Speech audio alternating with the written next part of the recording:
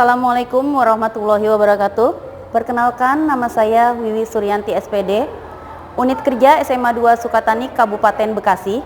Saya adalah mahasiswa PPG dalam jabatan tahun 2023 LPTK Universitas Muhammadiyah Surakarta. Pada kesempatan kali ini, saya akan melaksanakan PPL di kelas 11 IPS dengan materi Sistem Peradilan di Indonesia. Untuk selanjutnya silakan simak video berikut. Terima kasih. Assalamualaikum anak-anak. Waalaikumsalam. Oke. Siap.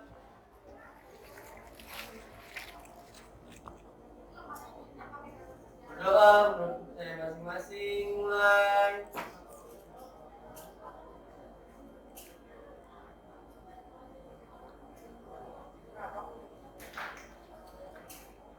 Berdoa selesai beri salam. Assalamualaikum warahmatullahi wabarakatuh. Oke, Waalaikumsalam warahmatullahi wabarakatuh. Seperti biasa ya, setiap pelajaran PPKN diawali dengan kita menyanyikan lagu nasional. Ibu mohon kalian berdiri. Ada yang siap jadi dirigennya? Wah, Salma silakan.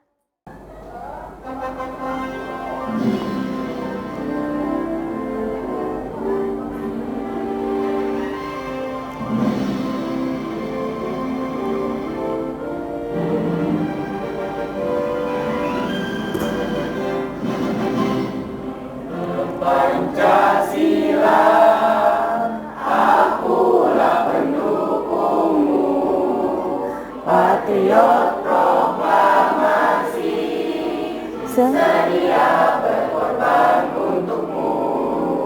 Pancasila dasar negara, rakyat adil makmur sentosa, pribadi bangsaku.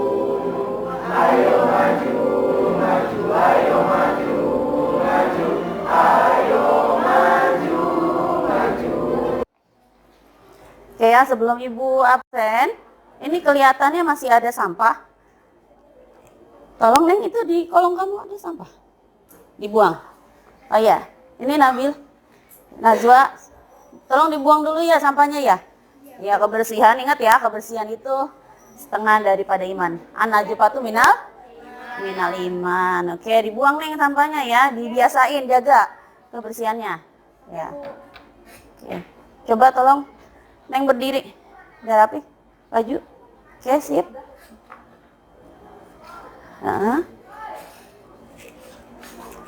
Oke. Ya. Dewi Mutiara. Fani. Hana. Megi Ergita. Mana Megi? Oh. Megi kemarin sakit, sekarang udah sembuh? Iya, alhamdulillah ya Megi. Muhammad Ilham. Ya. Ilham kenapa pakai masker terus? Lagi nggak enak badan ya. Nopianti. Ya. Oke. Ya, sebelum kita bahas ke materi, Ibu mau mengasih tahu dulu atau memberitahu kalian tentang tujuan pembelajaran kita. Ya. Ini ya tujuan pembelajaran kita. Ya. Tujuan pertama, peserta didik ya mampu mengidentifikasi sistem peradilan di Indonesia dengan baik. Ya. Itu yang pertama. Peserta didik siapa berarti? Iya, berarti diharapkan kalian nanti mampu untuk bisa mengidentifikasi sistem peradilan di Indonesia dengan baik ya. Coba Suci, yang kedua apa tujuannya? Peserta didik mampu mengekspresikan sistem hukum dan peradilan di Indonesia sesuai dengan Undang-Undang Dasar Negara Republik Iya. dengan konsisten. Oke. Harus bisa mendeskripsikan sistem hukum dan peradilan Indonesia sesuai dengan Undang-Undang Dasar 45 ya. Kenapa dengan Undang-Undang Dasar 45? Soalnya di situ kan terdapat isi-isi pokoknya, Bu. Boleh? Dilakukan oleh bangsa Indonesia. Ya, karena negara kita menggunakan Undang-Undang Dasar 1945. Oke. Coba tujuan yang ketiga Ibu minta tolong si Sani, apa tujuan yang ketiga? Peserta didik dapat menggambarkan sistem hukum di Indonesia dengan baik. Oke. Peserta didik dapat menggambarkan sistem hukum di Indonesia dengan baik. Ya, oke. Nanti kamu harus bisa menggambarkan setelah kita mempelajari materi ini ya. Robi, yang keempat tujuannya apa, Robi? Peserta didik mampu menyiapkan hasil penalaran tentang sistem hukum dan peradilan di Indonesia sesuai dengan Undang-Undang Negara Republik Indonesia. Yang keempat, sayang. Oh iya, peserta didik mampu menyimpulkan sikap yang sesuai dengan hukum dengan baik. Iya, mampu nanti menyimpulkan sikap yang sesuai dengan hukum. Ya, berarti sikap dan perilaku kita harus disesuaikan dengan hukum yang berlaku. Ya, jangan melanggar ya. Ya, tujuan yang terakhir, coba si Putri, apa Put? Peserta didik mampu menguji hasil penalaran tentang sistem hukum dan peradilan di Indonesia sesuai dengan Undang-Undang Dasar Negara Republik Indonesia tahun 1945. Oke, nanti ini di pertemuan terakhir kita adalah kamu bisa menyajikan ya hasil penalaran tentang kasus-kasus yang ada di negara kita. Oke, itu ya. Itu tujuan pembelajaran yang akan kita capai dalam pembelajaran kali ini. Oke. Selain itu, Ibu juga mau nyampaikan dulu ya tentang sistem penilaian ya. Ya, penilaian di sini kita menggunakan 3 penilaian ya. Ada penilaian sikap ya. Ada penilaian pengetahuan ya. Ada penilaian keterampilan. Ini untuk penilaian sikap. Selain Ibu nanti menilai kamu juga, Ibu minta kalian nanti mengisi ya penilaian diri. Ya, apa yang kamu alami atau yang kamu rasakan. Di sini kan poinnya saya berdoa sebelum dan setelah pembelajaran. Benar enggak kamu berdoa gitu ya. Nanti tolong diisi sejujurnya. Oke, Ibu bagikan. Coba minta tolong dibagiin dulu ya. Kasih ke temennya. Dibagi nanti, tapi diisinya nanti ini mah ya. Nah, ini mah dibagiin aja dahulu. Kita lanjut ke materi nih. Lihat. Amati gambar berikut. Siapa yang tahu ini lagi ngapain ya gambar ya? Lagi disumpah. Sumpah apa? Sumpah serapah. Bukan ya? Sumpah jabatan. Menurut kamu, Celia? Sumpah jabatan. Oke. Ya, siapa yang disumpah? Ya, ini ya bisa hakim ya. Ya, terus bisa siapa lagi? Oh, presiden kan? Ya, tapi ini kita kan bicara lagi lembaga peradilan ya. Bisa jaksa ya dan lain-lain. Itu disumpah ya sesuai dengan ajaran agamanya. Ya, Islam. Oke, kalau beragama Islam. Tapi kalau misalkan mohon maaf ya kayak Rafael kan non-Islam jadi pejabat nanti disumpah tuh ya. Ya masa harus pakai Al-Qur'an kan enggak. Ya, sesuai dengan agamanya masing-masing. Tuh ya. Peradilan adalah segala sesuatu yang berkaitan dengan perkara peradilan ya. Tapi kalau kita bicara peradilan yaitu ya berarti hubungannya dengan perkara ya. Ya.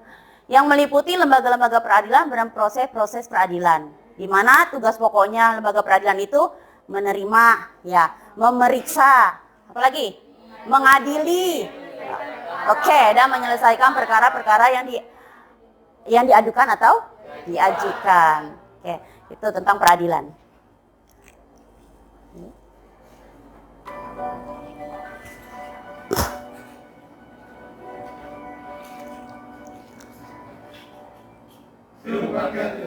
Yang terhormat Ketua Mahkamah Konstitusi Republik Indonesia Profesor Dr. Haji Anwar Usman SMH, kami BNSI Kerakyatan menyatakan sikap kekecewaan terhadap keputusan Mahkamah Konstitusi terhadap nomor 90 PUU 21 2023 yang mengabulkan permohonan pemohon untuk sebagian yang menampakkan klausul tentang usia paling rendah 40 tahun atau pernah atau sedang menduduki jabatan yang dipilih melalui pemilihan umum termasuk pemilihan kepala daerah, sehingga putusan MK tersebut sangat inkonsisten dan cenderung bersifat politis.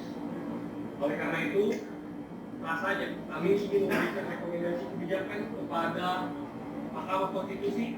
Oke, itu salah satu tadi contoh kasus yang ada ya di negara kita ya tentang Mahkamah Konstitusi ya. Sebelum Ibu bertanya nanti kamu sudah paham atau belum tentang materi ini, Ibu mau bikin kelompok dulu ya. Nanti duduknya berkelompok ya. Sebentar, Ibu udah membuatkan kelompok ya. Kita bagi 5 kelompok ya. Nanti setiap kelompoknya 4 orang. Ibu kelompok 1 ya, kelompok 1. Ilham pindah tolong ke sini ya Ilham. Ilham, Samuel, Cahaya, ya, Sita, Asra, sama udah ya, berempat ya. Itu kelompok 1 ya, Ilham. Posisinya di sini dari materi yang sudah Ibu bahas. Ada pertanyaan tidak? Kita mulai biar urut dulu ya. Dari kelompok 1. Saya kan udah nyiapin pertanyaan ya. Saya Oh, kamu udah nyiapkan pertanyaan tentang materi yang tadi? udah, Bu. Oke. Kamu mau tanya apa tentang apa? Di tadi kan masih pertanyaan saya mengapa bisa sistem peradilan Indonesia mengalami banyak masalah dan buruk, dan apa saja faktor pendorong dalam sistem peradilan di Indonesia yang semakin menurun, dan tolong jelaskan. Mengapa sistem peradilan di Indonesia buruk ya? Iya, Dan banyak mengalami masalah. banyak mengalami masalah. Ada pendapat yang lain yang bisa mengomentari?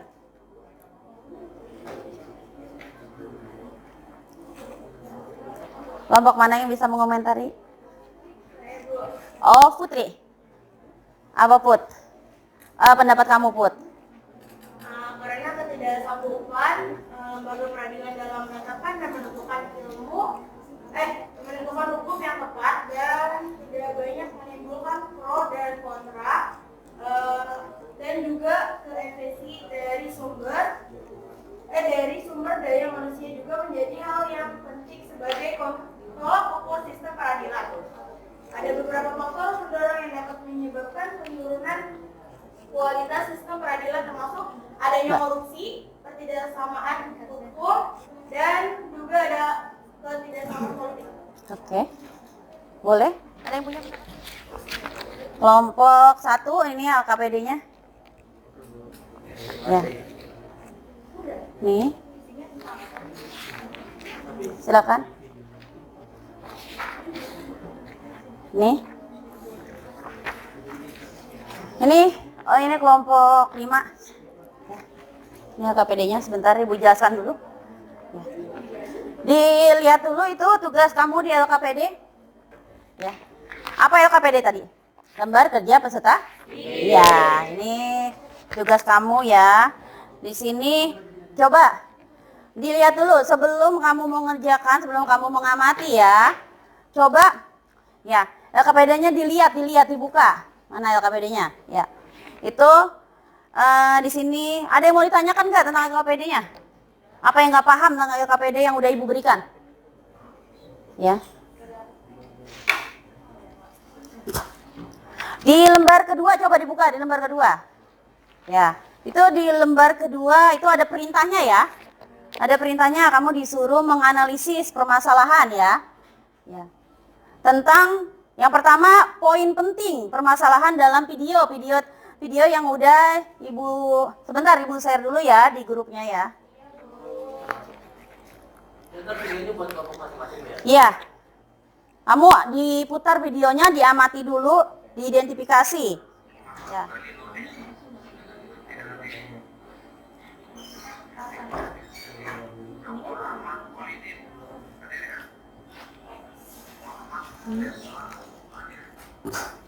Udah diputar tadi video? Hah? Poin-poinnya ya. Tulis dulu poin-poinnya ya. Tadi video itu tentang apa? Ya, kamu tulis dulu tentang apa. Gitu. Faktor penyebabnya apa saja. Sampai nanti kamu bisa menarik kesimpulan apa solusinya ya. Kan dari solusi kasus yang ada.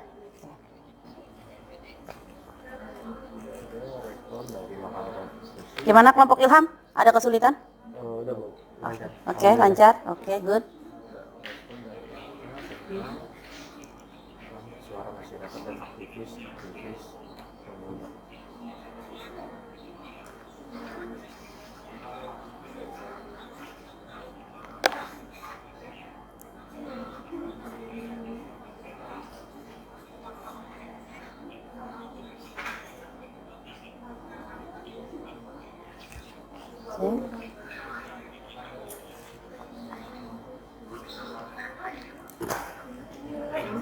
Hana gimana?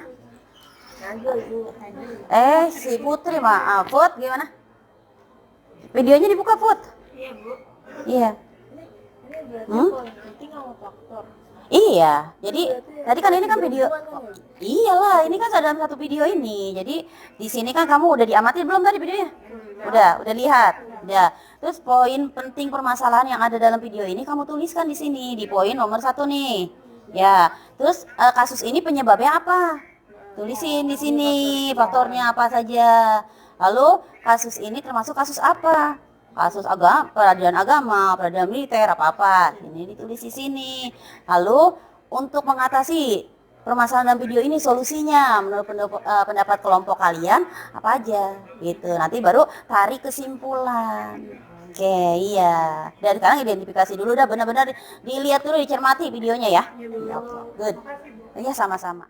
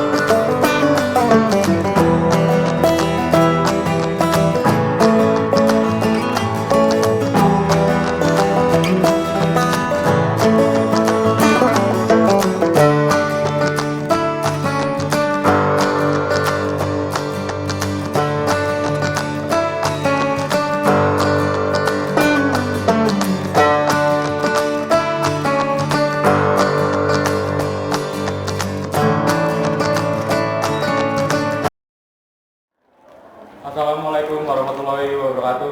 Waalaikumsalam warahmatullahi wabarakatuh. Hari Sabtu berlari santai menuju pusat kota Wonogiri. Wah. Sebelum presentasi ini dimulai, izinkan saya memperkenalkan diri. Iya. Mantap. Di sini kami kelompok 1 ingin mempresentasikan apa yang kita amati video tentang kasus Mahkamah Konstitusi tentang batas umur Cawapres dan Cawapres. Oke. Sebelum itu kami akan memperkenalkan diri. Pertama saya Emil Tomhari. Saya Rodiana. Saya Samuel Damanik. Dan di sini ada poin-poin penting permasalahan dalam video yang kita amati. Nah, di sini poin-poin pentingnya yaitu kekecewaan masyarakat dan aktivis mahasiswa terhadap keputusan MK tentang minimal usia capres dan cawapres. Dan keputusan MK tidak konsisten dalam mengerjakan tugasnya dan tidak ada respon dari MK tentang suara masyarakat dan aktivis mahasiswa. Dan ada di sini juga ada faktor penyebabnya. Faktor yaitu keputusan MK yang tidak bersikap tidak relevan dan menjadikan keputusannya menjadi keputusan kontroversial dan yang menyebabkan banyaknya kontra di kalangan aktivis mahasiswa dan menjadikan politik dinasti. Assalamualaikum warahmatullahi wabarakatuh. Izinkan kelompok 2 memperkenalkan diri sebelum memulai presentasinya. Saya Dewi Mutiara. Saya Novianti. Saya Hana Zurabilaila. Di sini kami akan menganalisis hasil dari permasalahan kasus Firly Bahuri. Yang pertama, poin-poin penting dalam permasalahannya yaitu Firly Bahuri yang mengajukan pemerasan pra-peradilan untuk melawan status tersangka kepada dirinya terkait kasus pemerasan mantan Menteri Peradilan SYL. Yang kedua, menurut penelitian ICW Kurnia Ramadana, kasus dicopotnya Firly Bahuri membuat permasalahan di KPK selesai 50%. Namun, Ketua KPK yang ditunjuk Presiden sementara memiliki tugas PR berat karena beberapa pemimpin KPK lain memiliki masalah terkait kode etik. Permasalahan di KPK sudah dimulai sejak lembaga anti korupsi ini terus dilemahkan secara politis. Lalu ada faktor penyebab terjadinya permasalahan yang akan dibacakan oleh Novianti.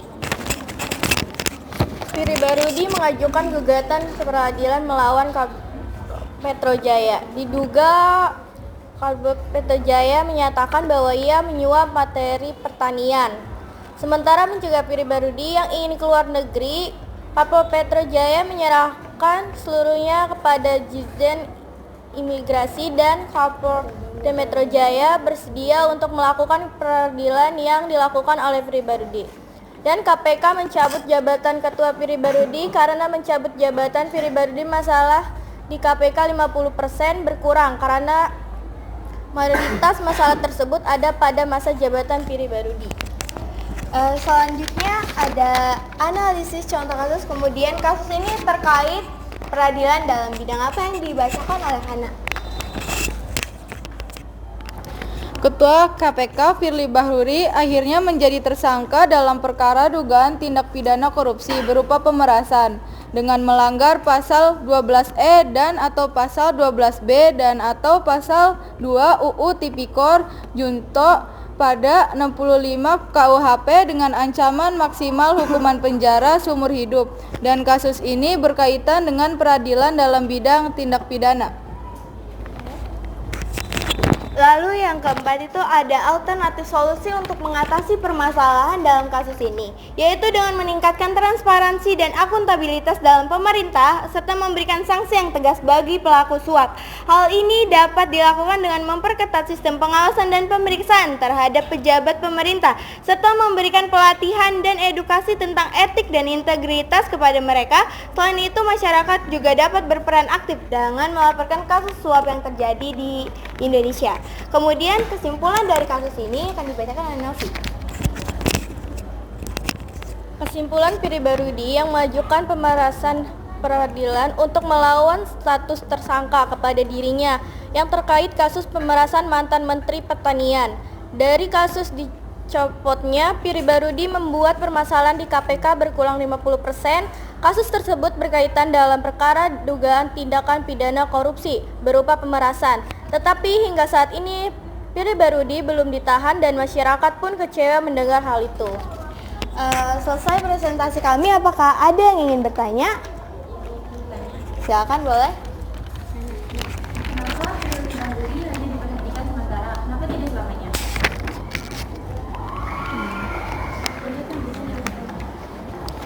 Izin menjawab. Nah, keputusan untuk memberhentikan seseorang, baik itu sementara atau permanen, biasanya tergantung pada hasil penyelidikan atau audit internal, serta kebijakan organisasi atau lembaga terkait.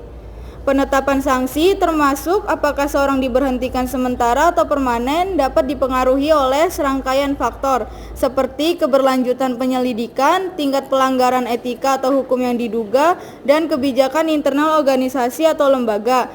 Keputusan semacam itu diambil berdasarkan pertimbangan hukum dan prosedural yang berlaku. Kami mempelajari berbagai macam sistem hukum juga kasus Firly Bahuri.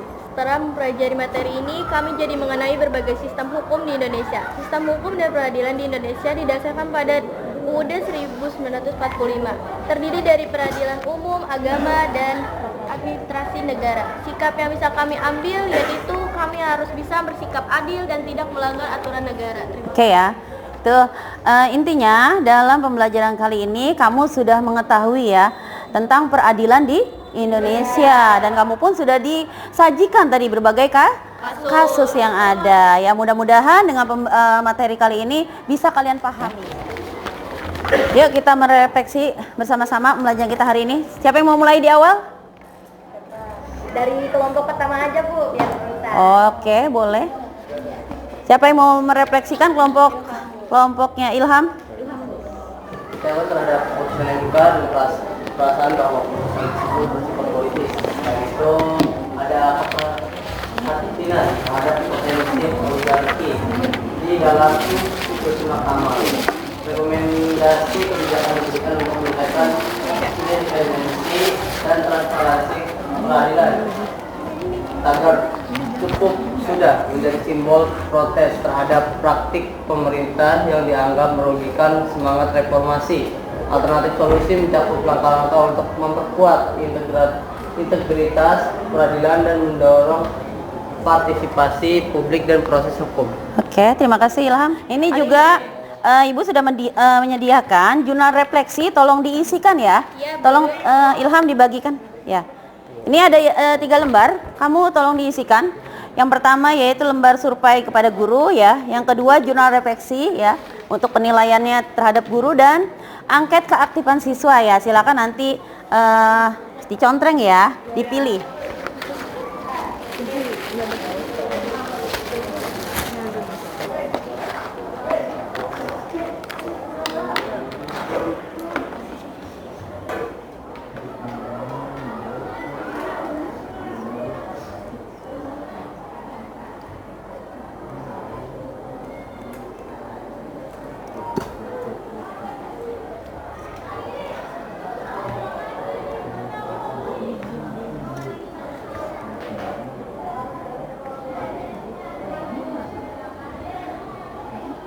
Duduk, siap.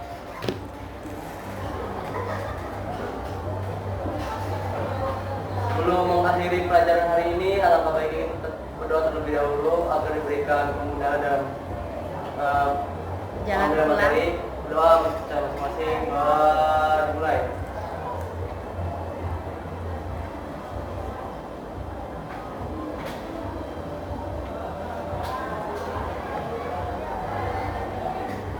Doa selesai. Beri salam.